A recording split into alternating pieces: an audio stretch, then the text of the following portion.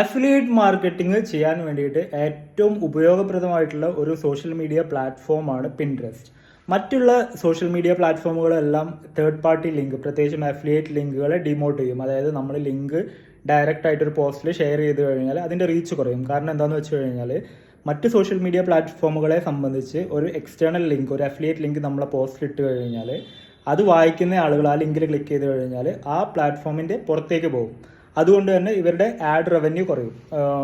ലിങ്ക്ഡിനോ ഫേസ്ബുക്കോ ഇൻസ്റ്റഗ്രാമോ പോലെയുള്ള പ്ലാറ്റ്ഫോമുകളുടെ add revenue കുറയും.